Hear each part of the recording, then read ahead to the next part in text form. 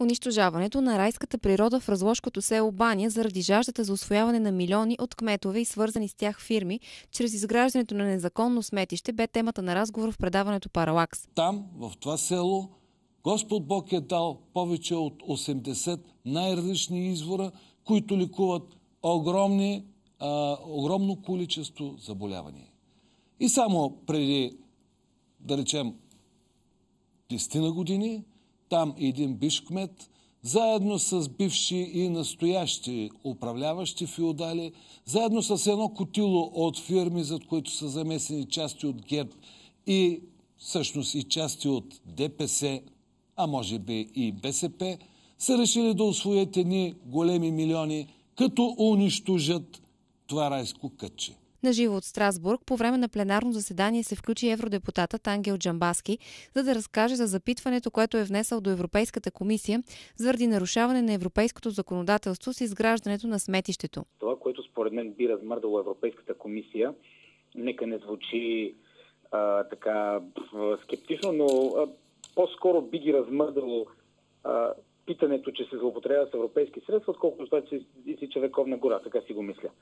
Затова формулирахме въпросите по този начин. Има основателни съмнения, че този проект е направен така, че заблудява по някакъв начин комисията и по отношение на наличието на гора. За ценните природни богатства, лековити минерални извори и вековна борова гора, които ще бъдат унищожени с изграждането на депото, разказаха гостите в студиото журналистката от телевизия СКАТ Мария Цветкова, която от години се е ангажирала с темата и като представител на НФСБ, и Елена Наумова от Сдружение Баненска буна.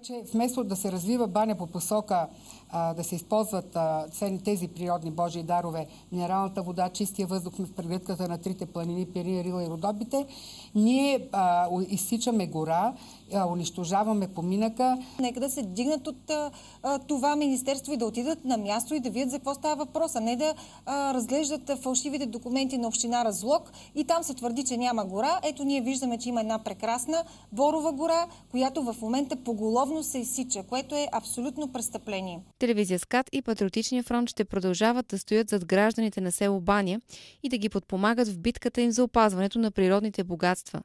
Ще легнем, ако трябва, казваме го за кой пореден път, с телата си пред машините, започваме гладни стачки, живи вериги, палаткови лагери, абсолютно всичко, но няма да позволим това да се случи. Ние също ще бъдем там, пред машините, пред полицията и нека да се опитат да ни изхвърлят, да ни изместят, да ни мачкат. Просто няма да позволим шепани годници да се гаврят с българската природа и с хората, които живеят там.